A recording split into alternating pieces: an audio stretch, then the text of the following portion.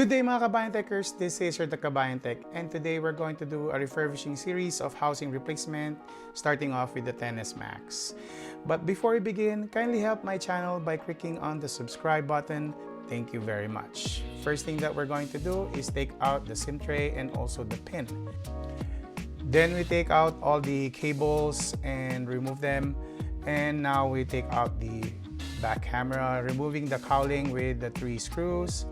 And then set aside the actual camera on an anti-static plastic or a bubble wrap would be fine. Next is to take out the Face ID module using isopropyl alcohol. I gently lift it up and also put it on the anti-static bag. Next is to remove a cowling cover, and now we're going to remove the screws for the logic board. We take out the 2 connectors from the top and we slowly take out the logic board and set it aside.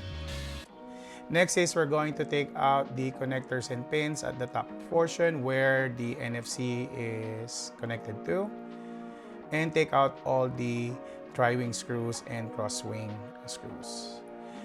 Then we use a isopropyl alcohol to loosen the adhesive and use a black stick to lift it off. It will just lift up by itself. Now let's transfer the gold pins to the new case and take out the plastic cover on the new case.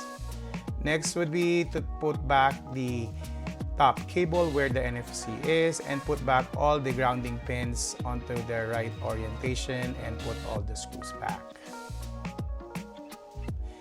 Next, we are going to take out the flash and the mic. Be careful that they are really adhered onto the case and make sure you take them out really slowly, and also the cable surrounding the camera enclosure. So we take out this first set of cable.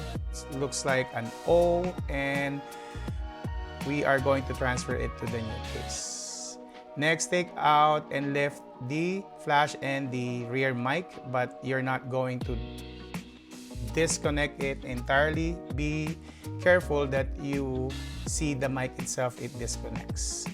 Then on the left side where the volume up and volume down and silent switch are connected, we take out the protective covering and take out all the screws. Then we lift using isopropyl the flex cable using either a black stick or a flat tweezer. And then next would be to take out the charging coil, wireless coil in the middle. Once I have made the space for it, I use a black stick to totally take it out. Once we take it out, we put in and change the silent switch, and we put it back to the new enclosure. Make sure the silent switch works and put back all the screws connected to that flex. And then we put the plastic covering. Next, we are going to take out the bottom flex, which is the charging flex. We take out the screws and put back to the new enclosure that display pin or connector. And then we take out the cowling that holds the speaker and also the Taptic engine. Once we take that one out, next is to take out the screws for the speaker and also the Taptic engine. We separate the protective film and we pull up the cowling and also the connector for the Taptic and also the speaker. Gently lift up the speaker, and next would be the Taptic engine and lift it up. Next, remove all the screws that are connected to the charging flex and also the screws that are connected on the lightning port. And then the last screws will be taken out. Using isopropyl alcohol, we use a black stick to lift the flex cable gently, and then we put it back to the new enclosure. Then we put all the screws. Make sure to remember the lengths of the screws. They have different lengths. You might notice I plugged in a lightning cable just to align the port. Then we put back the Taptic engine.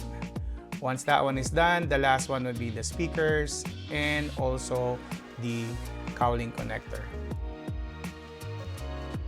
When that one is done, we put back the logic board for the phone, connect all the cables Unfortunately, I didn't have the last video or the last clip, so I'll just stop it here. All you have to do is put back the rear camera, battery, and display. If you have any questions or concerns or requests, just write them down below. Again, thank you very much and have a good day.